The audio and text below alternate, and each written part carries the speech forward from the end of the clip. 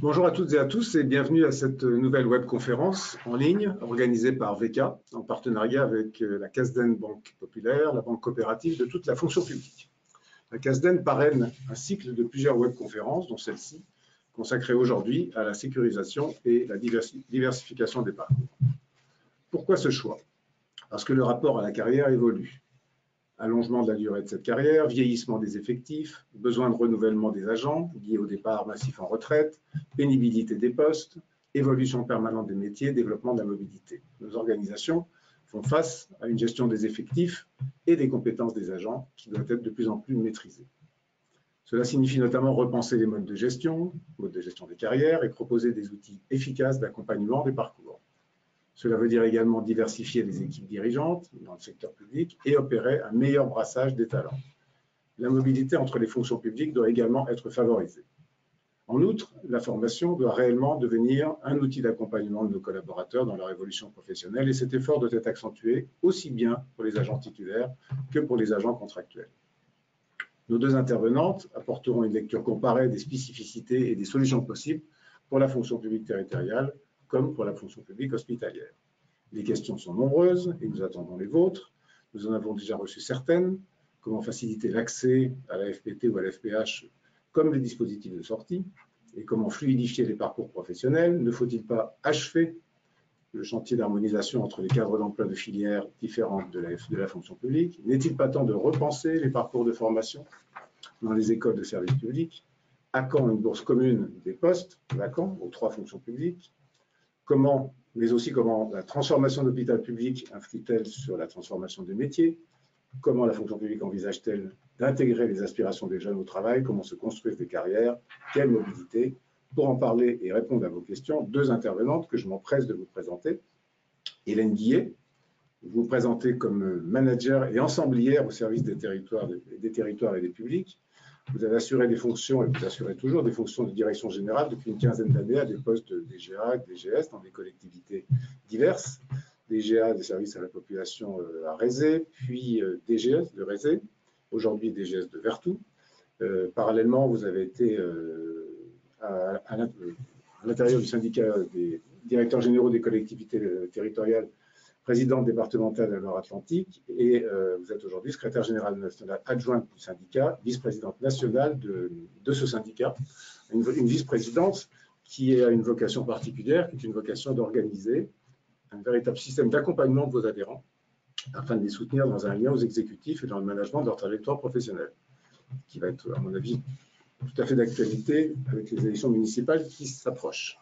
Sophie Marchandet, vous êtes diplômée de l'École supérieure de gestion de Paris, titulaire d'une maîtrise en droit public et d'un master en gestion des ressources humaines dans le secteur public. Vous êtes DRH, directeur des ressources humaines du Centre hospitalier national d'ophtalmologie des 15-20 et également vice-présidente de l'ADRES, qui est, pour ceux qui ne la connaissent pas, l'Association pour le développement des ressources humaines dans les établissements sanitaires et sociaux. Le syndicat et cette association sont partenaires de cette manifestation. Et nous prendrons un peu le temps d'en parler avec chacune d'entre vous. Et vous êtes également présidente de la conférence des DRH Île-de-France, de la Fédération hospitalière de France, la FHF. Et je cite un ouvrage à paraître, puisque profitons-en, sur 8 regards sur le métier de DRH hospitalier qui doit paraître bientôt, je crois, chez Berger-Levaux. Voilà. Et moi, je m'appelle Luc Périnel, je suis journaliste, coach et médiateur. Au cours de cette webconférence, vous pourrez poser vos questions via la fenêtre questions que vous pouvez voir dans l'interface GoToWebinar sur la droite de votre écran. Nos intervenantes feront leur possible pour y répondre, à la fois pendant leur intervention ou à la fin de leur intervention, donc restez bien connectés. Enfin, nous vous informons que cette conférence donnera lieu à un enregistrement qui sera mis en ligne et dont le lien vous sera envoyé par mail dans les jours à venir.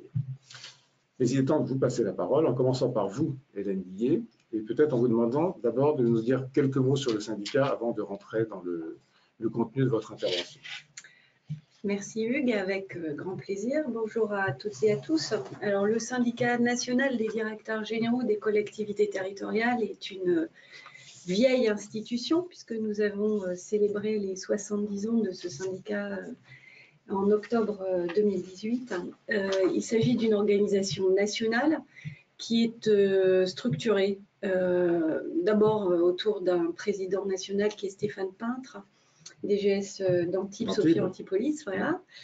un certain nombre de vice-présidences qui composent l'exécutif national, et puis une décomposition qui est à l'échelle territoriale, au plus près des territoires, et donc des DGS, DGA, mais plus largement de l'ensemble des cadres dirigeants de la fonction publique territoriale, puisque c'est notre vocation première, avec l'idée à la fois évidemment à l'origine de valoriser, promouvoir et soutenir les fonctions de direction générale, mais au fil des ans et depuis 70 ans, avec bien d'autres champs d'intervention. Notre socle, c'est la décentralisation.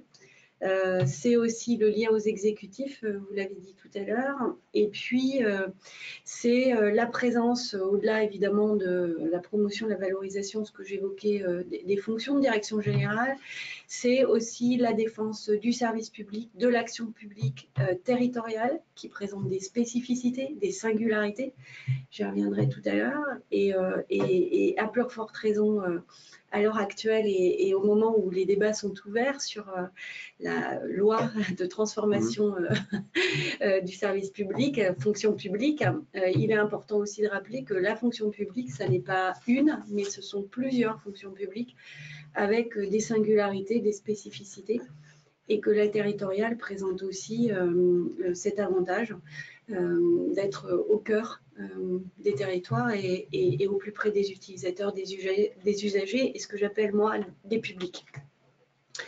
Donc nous, syndicats, nous sommes engagés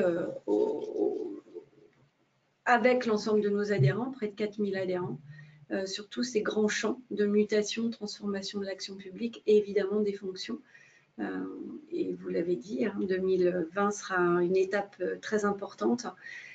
On se rend compte depuis plusieurs années que le cycle des élections, alors municipales, mais pas que, évidemment, départementales, régionales, donne un tempo particulier en lien avec notre sujet de ce matin aussi, comment rester performant et se développer en termes de trajectoire professionnelle pour ne pas subir, mais vraiment manager sa carrière et accompagner le management de ses carrières.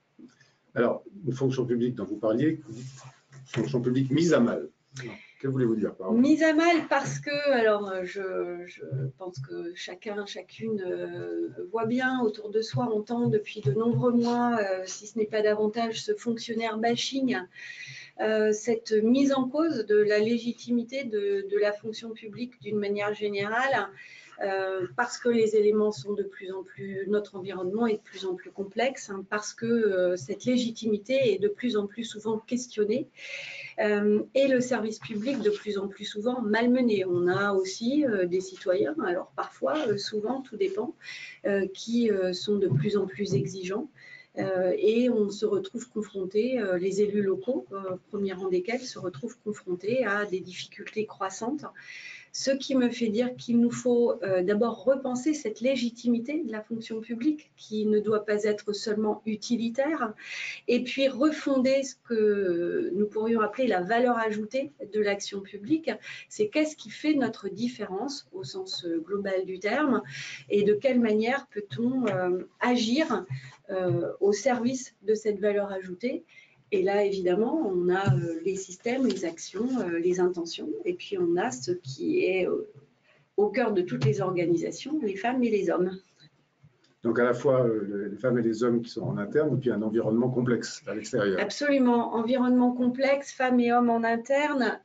Et sur cet environnement complexe, je dirais quelques mots parce que je crois que c'est ce qui pose aussi le débat global, en tout cas ce qui pose un certain nombre d'intentions. Notre environnement, il est en mutation, il est en transformation permanente. On a parlé à une période, il y a encore 4 ou 5 ans, de changement. Un changement, ça a un début, une fin. On est loin de ce changement, puisqu'on voit bien qu'on est en permanence impacté, et les organisations publiques le sont également, impactées par un certain nombre de facteurs. Je citerai 4 grands facteurs Le premier, ce sont toutes les recompositions territoriales, locales, toutes les réorganisations qui ont découlé de ces recompositions et qui continuent d'en découler, les fusions, l'émergence de communes nouvelles, les refondations des territoires sur des bassins de vie de plus en plus élargis qui rendent complexe la proximité et les échanges. Deuxième grand facteur, les facteurs sociologiques. Les éloignements, domicile-travail, les compositions familiales, les monoparentalités, les développements aussi, allongement de carrière, le vieillissement de la population, qui est un deuxième facteur qui vient considérablement impacter nos organisations. Troisième facteur, les accélérations techniques et technologiques. Et là, on peut aussi se rendre compte qu'on est parfois sur des injonctions paradoxales, intelligence artificielle versus fracture numérique. Comment gère-t-on en proximité et en service public local ces adaptations-là? Comment accompagne-t-on nos équipes pour faire face à ces demandes? Et puis des temporalités, quatrième facteur, des temporalités paradoxales, cette culture de l'immédiateté renforcée par les réseaux sociaux, la difficulté à trier la bonne information de la fake news, difficilement compatible avec les temps longs nécessités par l'élaboration de politiques publiques ou une action publique vraiment forte.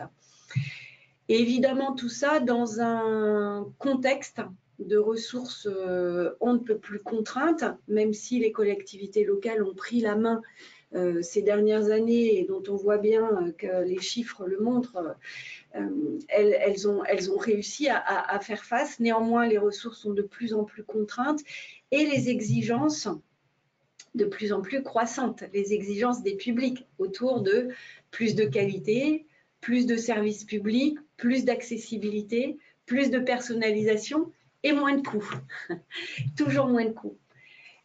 Ça nous impose évidemment à nous de se poser des questions et de s'interroger autour de comment s'y prendre. Une première question notamment liée à la temporalité, mais sous un angle peut-être un tout petit peu différent. On parlait tout à l'heure des élections municipales qui arrivent bientôt. Et il n'y a pas très longtemps, j'ai assisté à une réunion d'une dizaine d'élus, j'allais dire en PACA, maintenant on dit dans la région sud, et sur ces 10 élus qui étaient des maires de villes entre 8 et 10 000 habitants, il y en avait 7 qui se posaient la question de ne pas reprendre de directeurs généraux après les élections. D'abord parce que grâce à la loi sur le non-cumul des mandats, certains considèrent qu'ils ont plus de temps et se présentent un peu comme les PDG de leur collectivité. Absolument. Entre le temps de l'élu et le temps de l'administration, le temps des élections et le temps de l'administration, il y a quand même deux choses qui sont différentes. Enfin, moi, je trouve que ça pose question quand même. Ça pose de vraies questions dont on débat d'ailleurs au sein du SNDGCT. On voit aussi, et on en parlait avec quelques collègues récemment, on voit aussi que les maires ou les présidents, présidentes qui ont fait le choix il y a quelques années de se passer d'un directeur ou d'une directrice générale reviennent sur ce choix-là, se rendant compte très rapidement qu'il y a aussi une expertise, un métier, et qu'on ne s'improvise pas DG. À chacun son métier, à chacun sa valorisation. Être élu n'est pas un métier, c'est une fonction. C'est aussi un engagement politique qui est différent de l'engagement professionnel. Mais oui, vous avez raison, ça fait partie des sujets et des questions. Et je ne l'ai pas cité, mais dans les difficultés que les organisations publiques rencontrent aussi, il y a cette émergence ou ce courant, mais ça participe du fonctionnariat bashing, hein, globalement, ce courant ou cette idée qu'on pourrait se passer de professionnels qui connaissent la culture territoriale, qui connaissent l'action publique, qui disposent de compétences sur le sujet. Et puis ça impacte directement le sujet d'aujourd'hui, notamment le recrutement. Absolument. Et c'est imaginer aussi qu'on puisse se passer de management. Or, on ne s'improvise pas non plus dirigeant et manager. Nous le savons tous. Ça serait facile ou simple? Alors, tout ça vous met face à ce que vous appelez un double enjeu. Oui. Notre double enjeu, évidemment, au regard de tous ces ces contraintes, de tous ces impacts et de tous ces effets sur notre organisation, elle tient, enfin ce double enjeu, il tient en deux alternatives assez simples. Soit on regarde passer le train et puis on se dit, ma foi, quel dommage. Soit on imagine d'autres hypothèses et c'est bien ce double enjeu. C'est à la fois s'adapter sans subir, parce qu'il faut une bonne dose d'adaptabilité, c'est l'un de nos principes aussi fondamentaux, de prise en compte, d'écoute du territoire et des publics, mais c'est en même temps qu'on s'adapte sans subir, et donc on a cette, les guillemets fermés, proactivité autour de la question publique, c'est se projeter, anticiper, essayer d'être à la fois de combiner stratégie et intuition, pour prévoir, ou en tout cas pour ne pas se laisser prendre de court par les développements à venir, puisqu'ils sont de plus en plus rapides aussi. Ce qui veut dire, en fait, vous interroger sur un certain nombre de questions, à la fois sur ce service public qu'on veut rendre, ou l'action publique qu'on veut rendre, et les organisations qu'on met en face. Donc, se projeter, c'est ça. C'est se poser d'abord des questions en prospective. C'est quel service public voulons-nous pour demain ? Quelle action publique voulons-nous développer? Et donc, c'est évidemment réfléchir à quels sont nos choix, quelles sont nos priorités, quelles sont les réponses que nous pouvons apporter. Et derrière réponse, il y a moyens et modalités. C'est pour des équipes dirigeantes au sens large du terme et pour l'ensemble des équipes territoriales, accompagner les exécutifs locaux dans ces réflexions. Pousser à ses choix et ses priorités, et qui dit choix priorité dit aussi renoncement. Et je parlais de moyens, modalités, nous en avons deux en fait, principalement, les moyens, on va dire, techniques, financiers, et les moyens humains. C'est plutôt à cette deuxième partie, moyens humains, modalités, que moi j'ai envie de m'intéresser. Parce que c'est bien ce qui fait le cœur des organisations publiques. Et c'est aussi s'interroger sous deux angles. Le premier angle, c'est qui sommes-nous aujourd'hui ? Parce qu'avant de se projeter et avant de se dire il faut s'adapter, il faut être au clair sur quels sont nos talents, quelles sont les compétences dont nous disposons, quelles sont celles dont nous ne disposons pas, de quelle manière on pourra ou pas s'adapter. En gros, quelles sont nos possibilités. Et surtout, au regard de cette prospective et de nos intentions, de nos choix, que voulons-nous devenir ? Qu'est-ce que nous devons mettre en œuvre pour atteindre ce but et ces objectifs intermédiaires ? De quelle traduction juridique avons-nous besoin, de quelle traduction technique avons-nous besoin, et surtout de quels éléments d'accompagnement de nos équipes avons-nous besoin pour faire en sorte que la mécanique puisse à la fois s'adapter et surtout prévoir les différentes hypothèses et être prête aux différentes hypothèses. Est-ce que la question ne se formule pas un petit peu de la manière suivante? C'est-à-dire, est-ce qu'on peut se demander si les organisations dont on dispose aujourd'hui, quelles qu'elles soient, communes, quelle que soit leur taille, sont toujours adaptées au service lui-même qu'on doit rendre? Il n'y a pas très longtemps, j'ai eu connaissance d'une étude qui était faite sur la notion de complexité et qui expliquait que depuis 1950, il y avait des critères de définition. La complexité de notre environnement général, de la société, avait été multipliée par 6. Oui. Que par contre, la complexité de nos organisations avait été multipliée par 35. C'est-à-dire cette idée, cette notion de rajouter de la contrainte à la contrainte, quoi, du process au process. Est-ce que ce n'est pas, sans faire de fonctionnaire bashing, je ne me permettrai pas, une des problématiques de nos organisations? Alors, je ne répondrai pas à cette question directement. En revanche, je suis convaincue qu'on doit d'abord s'interroger à la question de la performance. Et la performance, elle tient sur un triptyque. Le triptyque, c'est le but, l'objectif, c'est les équipes dont on dispose, et puis ce sont les moyens qu'on met en œuvre pour permettre aux équipes d'atteindre ce but. Et dès lors qu'on réfléchit de cette manière-là, en effet, je pense qu'on doit pouvoir simplifier, alléger, se décaler, hein, ce sont les pas de côté, innover, penser autrement et ne pas empiler des éléments d'organisation. Mais souvent l'empilement des contraintes, telles que vous le mentionnez, elles participent de quoi? Elles participent d'une absence de confiance dans son environnement, d'un besoin de sécurisation ultra fort et aussi d'absence de prise de recul sur est-ce que ce qu'on fait aujourd'hui ou est-ce que ce qu'on avait prévu de faire il y a 10 ans est toujours d'actualité. C'est bien cette question de qui sommes-nous aujourd'hui, quelle action publique voulons-nous donner, mais ça suppose aussi de se mettre à l'écoute du territoire, de mettre en place un certain nombre d'outils d'écoute de ce territoire et puis ensuite de se réajuster par rapport à cette écoute et aussi aux intentions politiques et aux engagements que les exécutifs peuvent prendre. Dès lors qu'on tente, parce qu'il faut beaucoup d'humilité, dès lors qu'on tente d'aborder le sujet sous cet angle-là, il me semble que l'on évite les risques d'empilement pour l'empilement, de process pour le process, de triple information, de quadruple système de décision. Voilà. L'autre jour, j'ai croisé un de vos collègues qui avait rencontré un consultant qui lui proposait de décomplexifier ses process. Ouais. Il lui a répondu, bah, déjà, si vous pouviez me les simplifier. Ouais. Comme quoi, même les mots sont compliqués. Même les mots sont compliqués. Ouais. Alors, c'est un véritable défi dont on a parlé, oui. Mais vous parlez, vous, d'un défi collectif.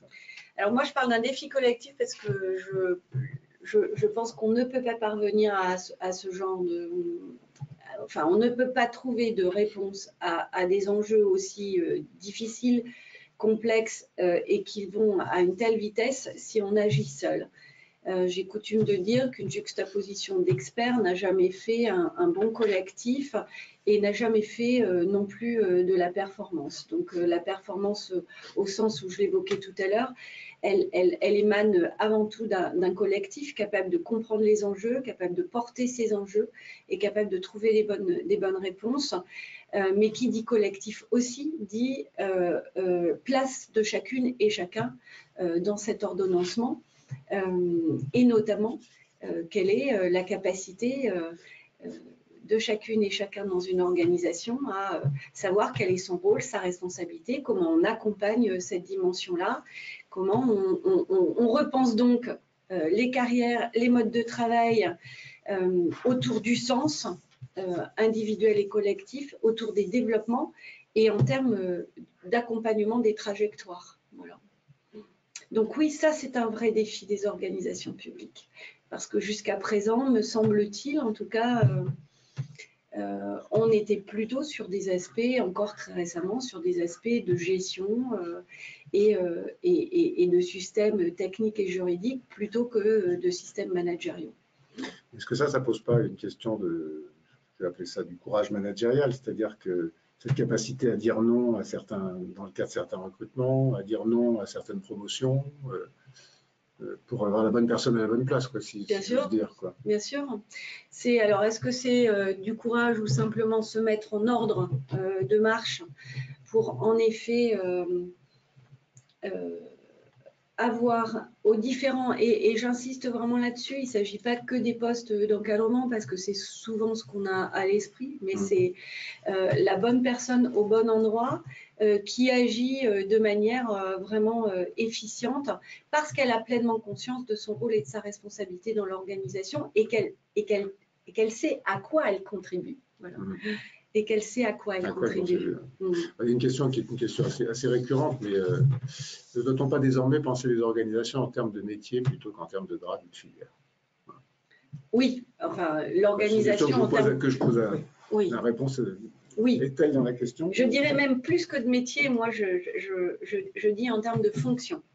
En termes de référentiel de fonction. Votre nuance entre le métier, on a une pratique. La fonction, c'est beaucoup plus large. C'est à la fois, pour moi en tout cas, en tant que direction générale, c'est à la fois le métier, mais c'est aussi la place dans l'organisation, c'est l'interaction avec les autres.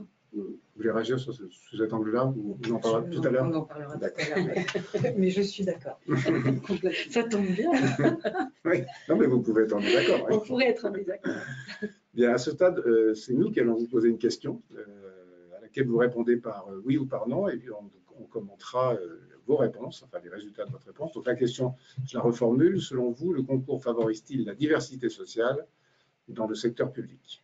Vous répondez par oui ou par non et nous soumettrons les résultats à nos deux intervenantes. Alors, ces trois piliers, capitaliser, former, faciliter les passerelles. Oui, trois piliers oui, trois piliers. Alors, on pourrait les.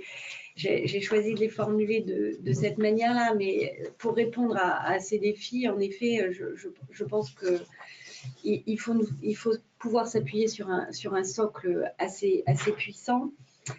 Capitaliser sur nos spécificités, je le disais tout à l'heure en introduction, la fonction publique territoriale n'est pas n'importe quelle fonction publique, elle est territoriale, elle est au plus près des territoires et elle dispose de particularités qui sont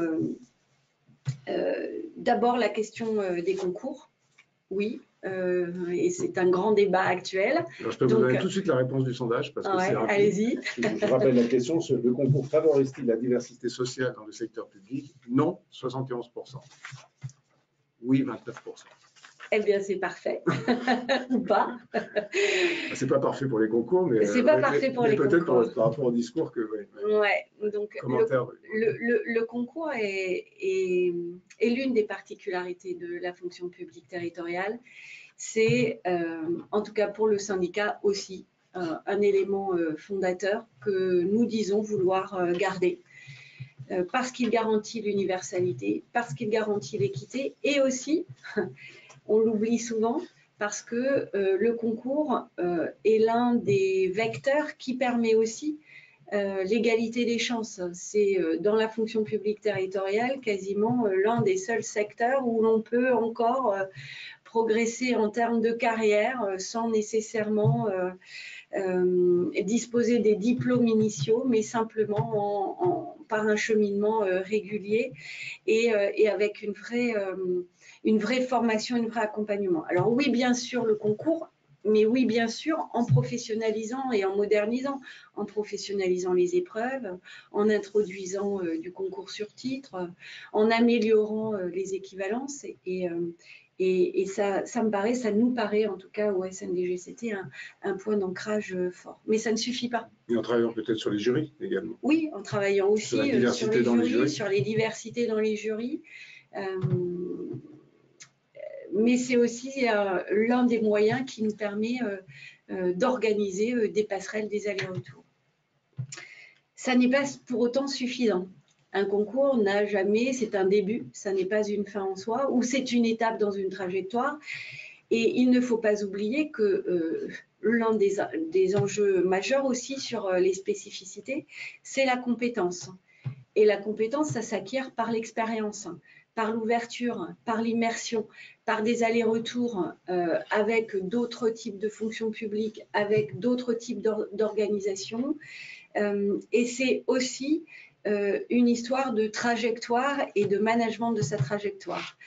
Alors nous, on bat en brèche aussi au SNDGCT où on rappelle régulièrement que la fonction publique territoriale, quand on a un concours, il n'y a pas de classement à l'issue de ce concours, il n'y a pas de poste garanti.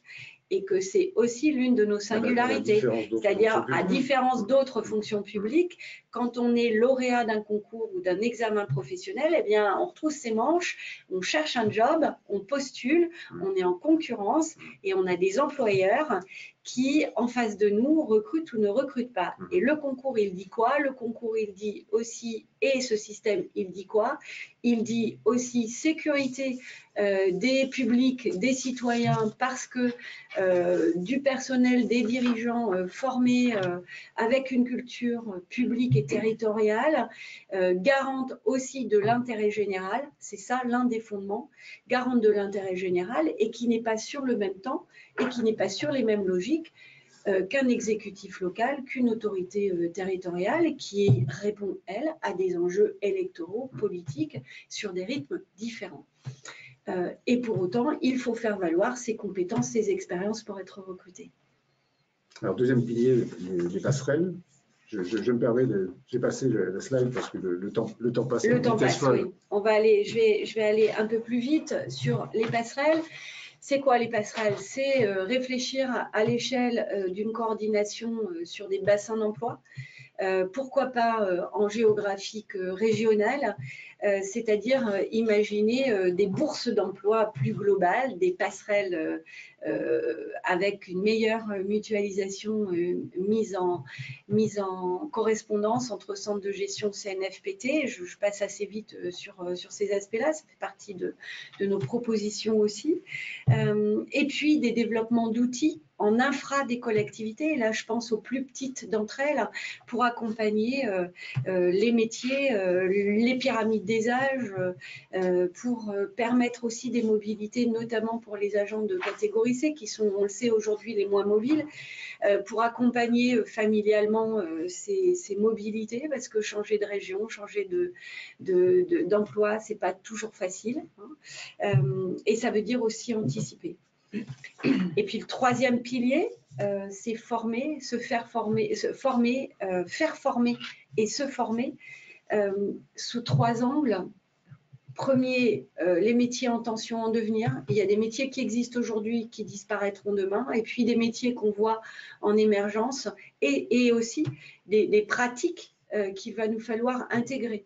Je parlais de l'intelligence artificielle comme l'un des enjeux. Eh bien, l'intelligence artificielle, si on veut pouvoir l'utiliser au meilleur, il va falloir apprendre à manier cet outil et ne pas faire en sorte que l'outil devienne le but en soi. Et pour ça, il faut être prêt à aborder, ça veut dire innover, moderniser et accompagner les équipes. Ça pose quand même la question de l'attractivité, notamment pour certains métiers. Il y a des métiers qui sont en tension dans le privé aussi, mais il y en a d'autres qui sont en tension parce que les collectivités sont moins attractives. Parce que les collectivités sont moins attractives. Donc, comment résout-on aussi cette question-là?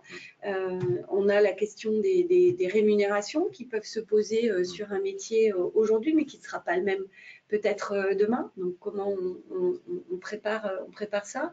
Comment on développe l'apprentissage, des contrats de professionnalisation qui n'existent pas en possibilité aujourd'hui dans la fonction publique. L'apprentissage, oui, mais pas les contrats de professionnalisation. Une fonction publique qui est en retard par rapport au privé en termes d'apprentissage. Pour ces aspects-là, absolument. Et c'est l'un des vecteurs sur lesquels on pourrait travailler, pour le moment, qui n'est pas au cœur du projet de loi fonction publique. Qui est très technique. Et qui est technique, c'est vrai, mais qui, moi, me paraît être un vrai sujet intéressant. Les parcours de formation, notamment pour les encadrants intermédiaires, comment, au-delà du concours, on contraint aussi, ou on permet des parcours de formation dès lors qu'on aborde un premier emploi à responsabilité. Et puis, ça place au cœur, évidemment, et ça, c'est l'une de mes convictions profondes aussi, ça place au cœur la question du management.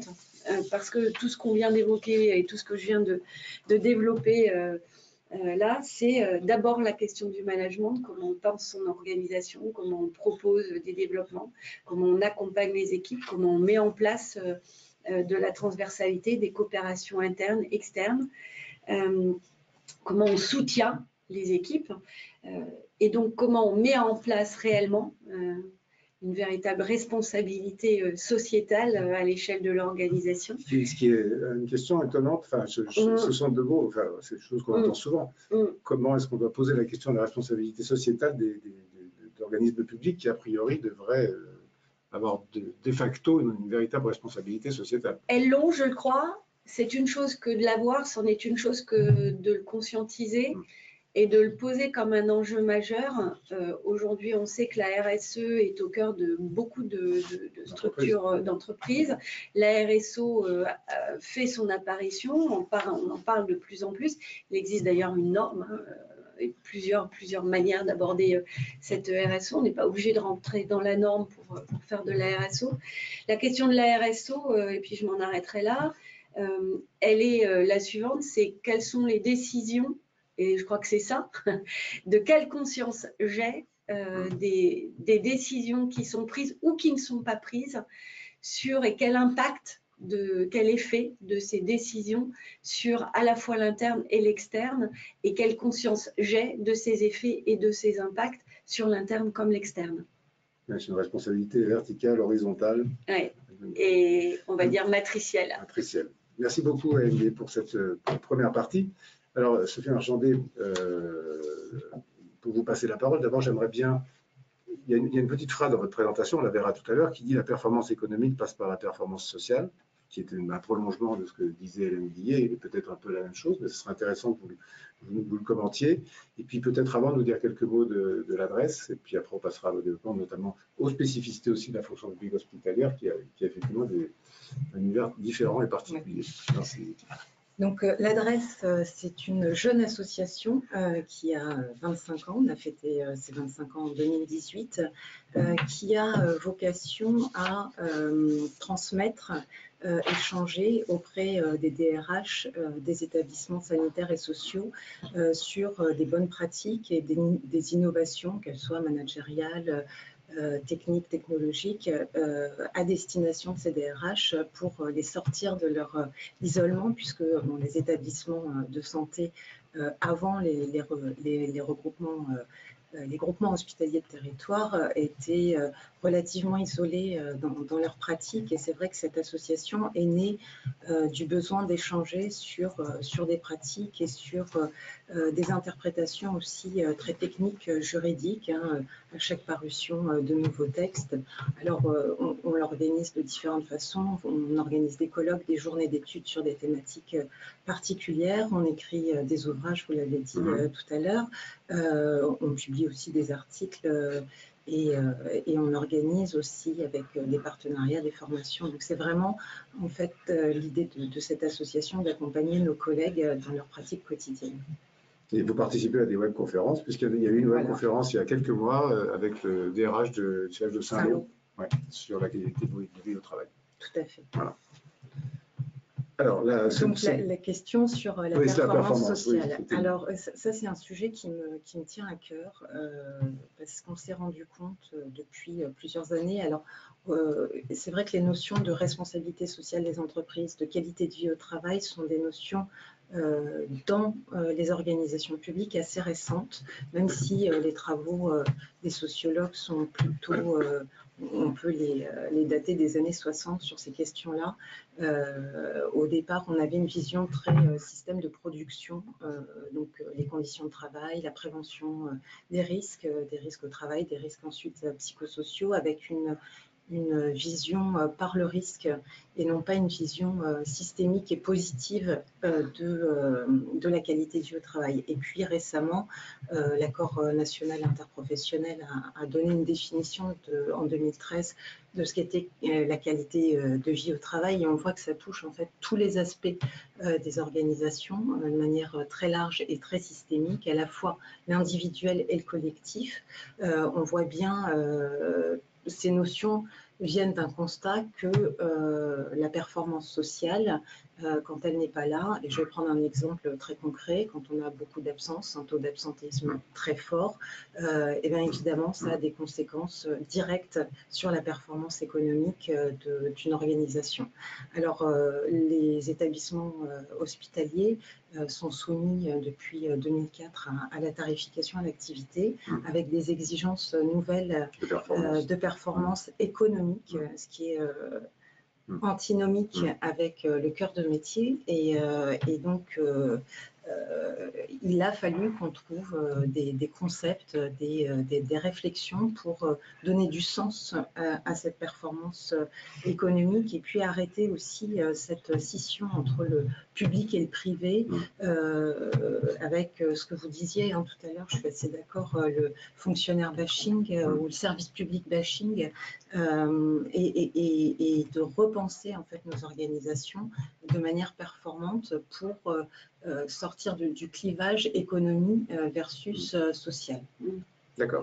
Alors, quelques mots peut-être sur la fonction publique hospitalière, sur les principales données, en précisant que dans les clivages et dans les difficultés aussi peut-être particulières à l'hospitalière, il y a le fait d'avoir passé de double administration, je dirais, mais les personnels administratifs et les personnels soignants, ce qui est aussi une réalité quotidienne. Et médicaux. Les médicaux, pardon, parce que les médicaux, le terme n'était pas approprié. Ouais. Enfin, soignants au sens large, mais c'est vrai. Ouais. Je vais vous en dresser un petit portrait très rapidement. Alors, je vais vous couper une seconde pour dire à nos internautes qu'on va répondre à leurs questions, qu'il n'y a pas de problème, mais que c'était bien de pouvoir écouter au moins une partie de chacune des intervenantes avant de les poser. D'accord. très bien. Donc, la fonction publique hospitalière, c'est 1,2 million d'agents, à peu près 21% des agents qui travaillent dans les 3 versants de la fonction publique. C'est une fonction publique qui est plus féminisée. Nous avons 78% de femmes contre 62% dans les autres fonctions publiques. Et là aussi, les aspirations sont différentes. Avec une moyenne d'âge, on parlait de pyramide des âges tout à l'heure, qui se rapproche de celle du privé. C'est une fonction publique plutôt jeune, où l'âge moyen est de 41,7 ans, incluant les médecins. Qui ont une pyramide des âges plus étroite. C'est une fonction publique qui est plus contrainte en termes d'horaires atypiques, puisque 70% de nos agents travaillent le samedi, 64% le dimanche et 32% la nuit, contre 13% dans les autres versants de la fonction publique. C'est une fonction publique qui a une organisation qui est atypique, hein, vous le disiez tout à l'heure. Elle a un visage protéiforme avec de nombreux métiers et de nombreux statuts. On va dire qu'on peut regrouper ça en 4 grandes filières: la filière ouvrière et technique, la filière administrative, la filière soignante au sens large, qui regroupe plutôt, donc, nous, ce qu'on appelle soignants dans la fonction publique hospitalière, ce sont les infirmières, les aides-soignants, et puis les médico-techniques type manipulateur radio, etc. Enfin, je ne vais pas rentrer dans le détail. Et puis la filière médicale. Et par rapport à ces différentes filières, eh bien, on a des aspirations qui sont totalement différentes. Je vais prendre un exemple très concret. Un ouvrier qui rentre à l'hôpital, il a une aspiration de carrière et donc des attentes qui sont différentes par rapport à un praticien attaché, un médecin qui va avoir une activité dans le secteur libéral et qui va venir à l'hôpital donner quelques vacations. Donc, les attentes et les réponses sont de fait très différentes. Et puis, c'est une fonction publique qui connaît des mutations profondes. Non pas que les 2 autres versants n'en connaissent pas, hein, mais elles ont mis, ces mutations profondes ont mis à mal les valeurs du service public hospitalier. J'en parlais tout à l'heure, la tarification à l'activité, qui en 2004 a vraiment changé les discours et les rapports de force entre la direction, les médecins, les soignants. On pense également à la nouvelle gouvernance hospitalière qui a changé les modes d'organisation interne avec plus de poids, plus d'autonomie pour alors les pôles, les services. Et puis récemment, la mise en place des groupements hospitaliers de territoire est là qui est vraiment une réforme majeure avec une vision territoriale de la place de l'hôpital et des regroupements qui se font sur la base d'un territoire, mais qui se font aussi sur la base d'un établissement support fort qui va un peu mener le jeu par rapport aux autres établissements et qui va remettre en question l'autonomie des établissements publics et donc de la place aussi des directeurs et des managers. Et puis avec tout ça, on a aussi des exigences très fortes en termes de certification, donc toutes les accréditations qu'on connaît, les différentes vagues d'accréditation et aujourd'hui des certifications qui viennent contrôler en fait la qualité du service rendu, et c'est très bien, mais qui, pour les soignants notamment, changent complètement leur rapport aux patients et avec un poids de l'administratif qui devient pour eux de plus en plus lourd à gérer et des process de plus en plus complexes et un système d'information qui reste toujours un petit peu vieillot, alors que effectivement on a des attentes très importantes. Par rapport à ce que vous dites, j'ai assisté à plusieurs reprises à des rencontres entre territoriaux et hospitaliers, précisément pour les qui commencent à avoir un vécu lourd, si je puis dire, de mutualisation, de regroupement et de fusion. Et c'est intéressant de voir les bonnes questions et les mauvaises questions à se poser. Et puis évidemment sur le poids des normes, mais peut-être à des degrés divers dans l'hospitalière. Vous parliez tout à l'heure d'aspiration. Alors, je n'ai pas fini. Non, je voulais simplement, effectivement, en termes de métier, sur les mutations, parce que ça, je pense aussi, on est là sur la sécurisation et la diversification des parcours, et c'est vraiment le cœur du sujet. Vous en parliez aussi également tout à l'heure, l'intelligence artificielle, mais l'impact de la robotique, du numérique et de l'intelligence artificielle va vraiment profondément modifier ou transformer, je ne sais pas encore, je pense effectivement faire disparaître certains métiers, même si on n'en est pas là. Il y a un rapport de France Stratégie de 2018 qui donne les 3 secteurs les plus impactés, que sont la banque, les transports et la santé. Et chez nous, ça commence déjà à avoir un fort impact. Alors sur la santé, très simplement, c'est l'aide au diagnostic qui va aussi changer le métier de médecin. L'arrivée des exosquelettes, et ça, alors je souhaiterais pouvoir le mettre en place assez rapidement pour préserver les aides-soignantes et les métiers pénibles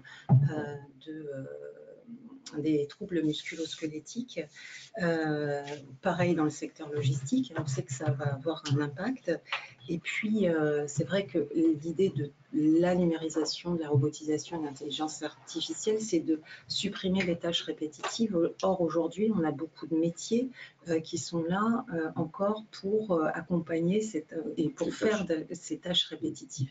Donc, tout notre enjeu en tant que DRH, ça va être à la fois de les former, de les monter en compétences, de les préparer et de savoir ce vers quoi nous allons et de donner justement ce parcours de formation que nous permet la fonction publique hospitalière sur des agents qui souvent ont des difficultés et c'est pour ça qu'ils sont dans ces tâches répétitives. Je pensais à la territoriale. Une des grandes questions, j'ai rencontré Emmanuel Grégoire qui est à la mairie de Paris et qui expliquait que demain, ce sera des robots qui vont nettoyer la ville de Paris et comment on va former nos éboueurs, c'est plus le terme qu'on emploie, mais à des nouveaux métiers, les accompagner vers une carrière. J'ai fini. Donc c'est le temps des aspirations. Alors oui, des aspirations nouvelles, oui. Alors on a une croissance des contrats à durée déterminée et des temps partiels. Les fonctionnaires aujourd'hui ne représentent que 70% des agents publics et un agent public sur 5 est contractuel. Aujourd'hui, les aspirations, elles sont effectivement aussi notamment sur les personnes qualifiées à forte valeur ajoutée, sur une mobilité accrue entre le public et le privé, en tout cas à l'hôpital. On a une forte demande des métiers soignants médico-techniques. Je pense aux manipulateurs de radiologie, je pense aux kinésithérapeutes, je pense dans l'ophtalmologie aux orthoptistes qui aujourd'hui veulent conserver un pied dans l'hôpital, mais aussi pouvoir avoir une rémunération supplémentaire en allant dans le secteur privé. Et ce va-et-vient entre le public et le privé, il est aujourd'hui difficilement développable parce qu'on a un statut qui est rigide, des obligations une suggestion au service public qui est d'assurer en fait l'intégralité de son temps de travail au sein de la fonction publique hospitalière. C'est un peu plus léger et un peu plus souple dans les 2 autres versants de la fonction publique, mais aujourd'hui ce sont des aspirations, des demandes très fortes que nous avons.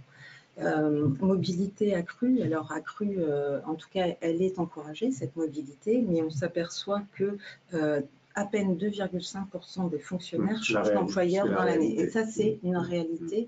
C'est-à-dire qu'on parle beaucoup de mobilité, mais dans la réalité, on a quand même des agents qui conservent et qui souhaitent rester pour des raisons qui ne sont pas propres forcément à leur métier, mais aussi à leur environnement familial, social, qu'il est difficile de bousculer.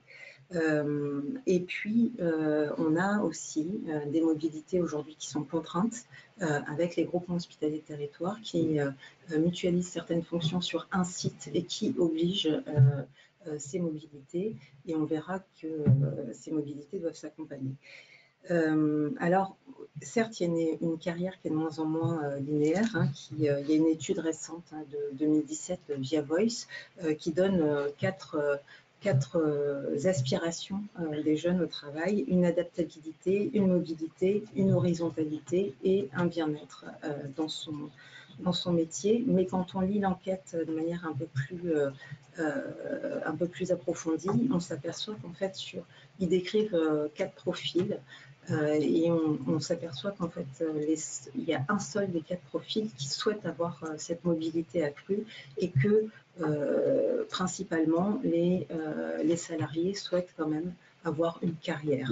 Donc je pense qu'il faut faire attention entre ce désir ou en tout cas ce fantasme de mobilité et les aspirations réelles des salariés et ce besoin de sécurité et donc de sécurisation dans leur environnement professionnel.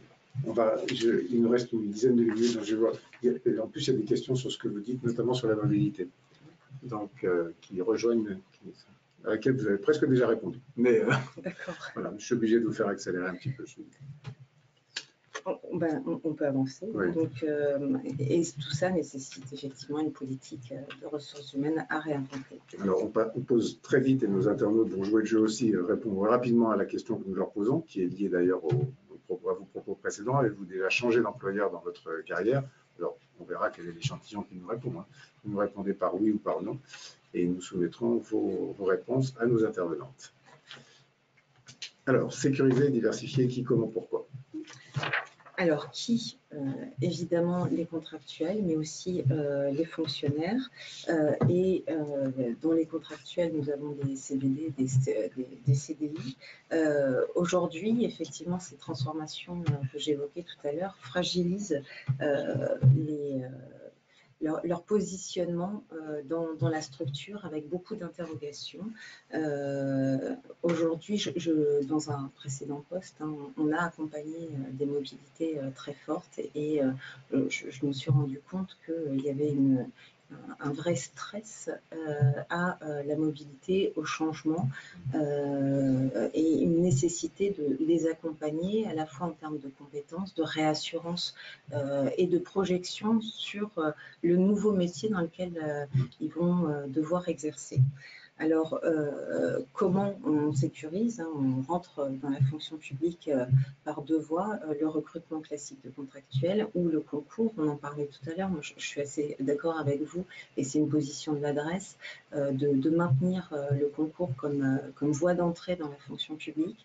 Ça permet, lors de la préparation au concours, de revisiter aussi les droits et les obligations du fonctionnaire et de savoir pourquoi on rentre dans la fonction publique et d'avoir une culture et de préserver la notion princeps, hein, qui est celle de on vient dans la fonction publique pour servir l'intérêt général. Et ça, je pense que cette valeur fondamentale de la fonction publique est essentielle et la voie du concours permet de revisiter ou en tout cas de visiter, voire d'apprendre ce que c'est que la fonction publique. D'ailleurs, cette question elle est directement sur vos propos. Parmi les 4 aspirations des jeunes générations qui veulent rentrer dans la fonction publique, qu'entendez-vous par horizontalité?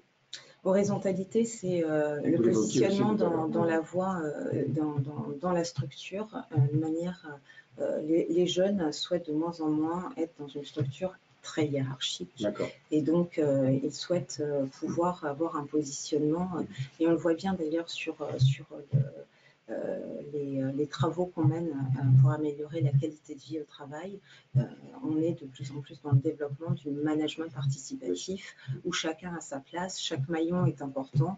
Chez nous, de l'agent des services hospitaliers dans un bloc opératoire au chirurgien qui pratique, si l'agent de service hospitalier ne vient pas amener le malade, eh bien, ça ne fonctionne pas. Donc on voit bien, il y a une chaîne et on voit bien l'importance de chacun dans cette chaîne. Je vais peut-être passer vite Oui. donc, sur la performance économique, puisqu'on en a parlé tout à l'heure.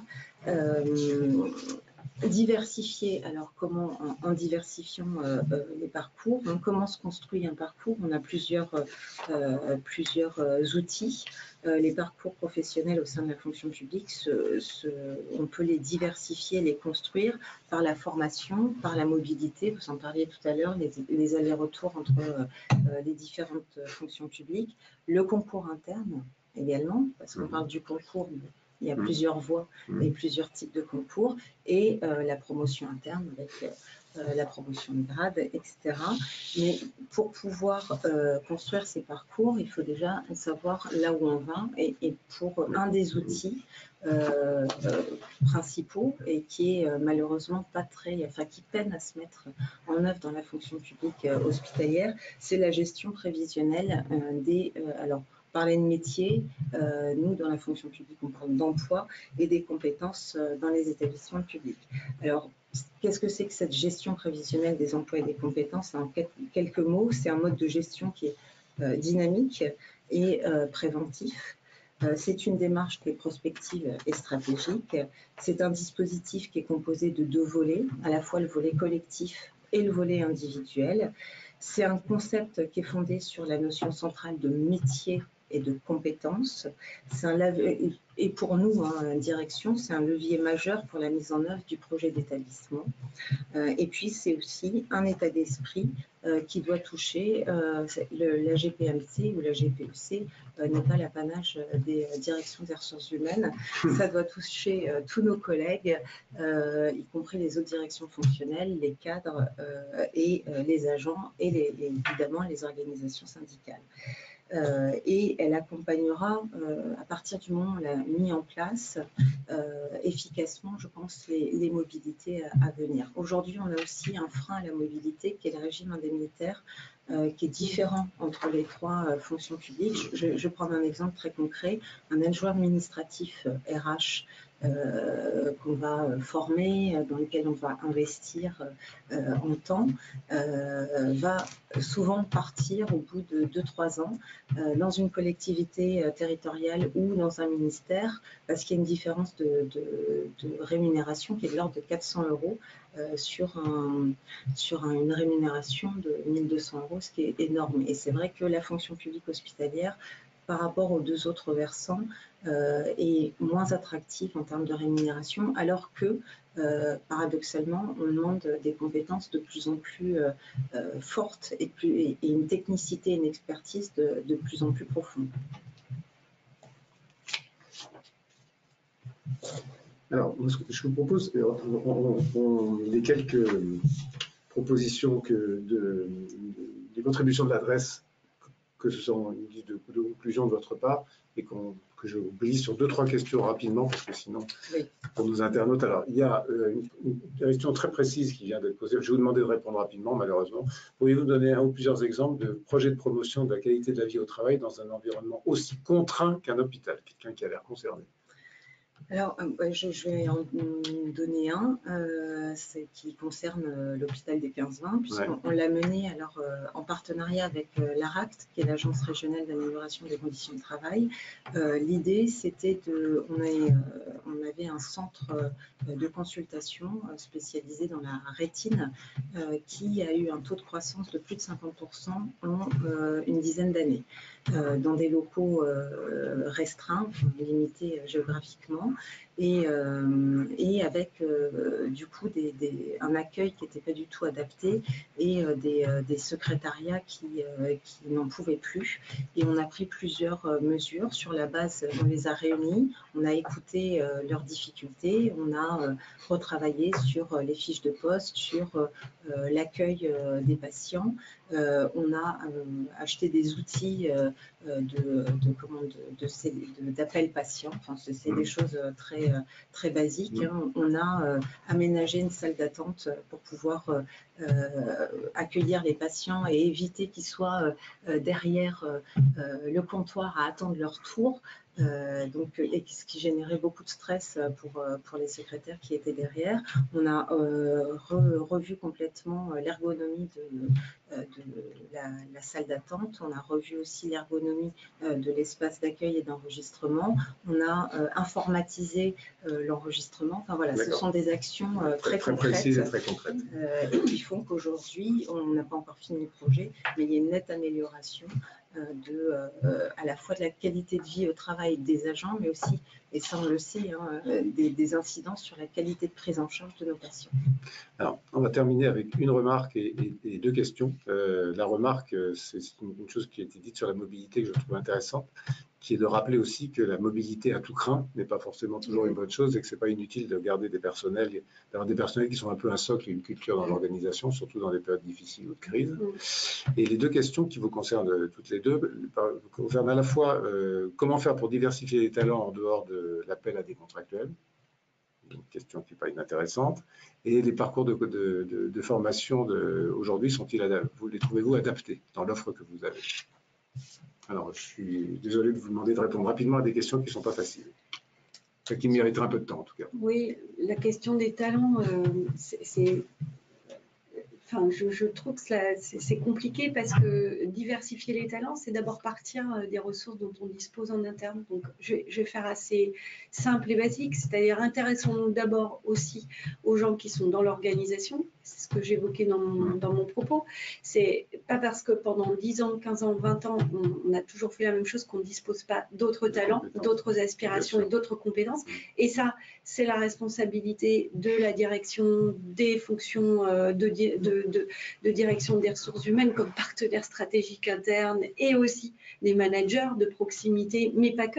C'est la responsabilité individuelle pour aussi faire valoir ses envies, ses appétences et faire connaître son souhait de bouger. Mais pour ça, il faut se sentir autorisé à. Donc, ça renvoie à la dimension managériale et aux démarches de co-construction que vous évoquiez vous-même à l'instant. Oui, effectivement, la place de l'entretien professionnel pour bien connaître nos salariés, j'en parlais sur la gestion prévisionnelle des métiers des compétences, mais aussi effectivement une offre de formation qui est adaptée aux aspirations et qui est adaptée à nos besoins, qui permet effectivement de les former sans faire appel à des contractuels, mais par le biais de formations qui sont adaptées. Rien n'empêche effectivement d'aller dans un master de contrôle de gestion, enfin, alors qu'on a effectivement la personne qui a ces aspirations-là et qui vit, et en plus de ça, qui vit très mal le recours au contractuel alors qu'on n'a pas su repérer et valoriser ce potentiel. Peut-être quelques mots sur les contributions d'adresse que vous aviez évoquées. Très rapidement. Très rapidement, oui. Alors les contributions d'adresse. Il y a les contributions également du syndicat également. Mais on pourra revenir pour en parler. Voilà, on va revenir pour ça, mais là le temps. C'est une conclusion par rapport à tout ce que je dis. C'est la nécessaire refonte de l'approche métier des hôpitaux et des établissements qui emploient des personnes de la fonction publique hospitalière. Et puis, effectivement, nous, on souhaite faciliter des exercices partagés entre les fonctions publiques, apporter dans la territoriale des compétences d'infirmière, parce que vous en avez besoin, et inversement, peut-être des compétences plus techniques dans l'hospitalière. Et effectivement, cette facilitation de mobilité entre fonctions publiques, elle permet aussi une dynamisation, enfin une dynamique plus forte et une mobilité plus choisie que subie. Alors, on va conclure. D'abord en vous disant que j'avais oublié de vous donner les réponses du sondage. Alors, je pense qu'on a des internautes particulièrement nomades. J'espère qu'ils n'ont pas été trop nomades en nous écoutant, qui sont avez-vous changé d'emploi dans votre carrière 81%. Donc c'est un échantillon particulier, nous dirons. Et puis vous dire, d'abord vous remercier toutes les deux pour la disponibilité et la générosité de vos propos. que l'on arrive évidemment à la fin de cette période. Pour tous ceux qui n'auraient pas pu avoir de réponse à leurs questions, VK continue de les accompagner par le biais du service VK Ligne Expert, qui permet de poser des questions plutôt d'ordre réglementaire par téléphone à des experts du service public. Que le 4 juin, il y aura une date à confirmer, mais vous en serez informé, qu'il y aura une webconférence sur le management des services techniques. Et puis, à nouveau, vous remercier à tous de votre participation et encore une fois, toutes les deux. Merci.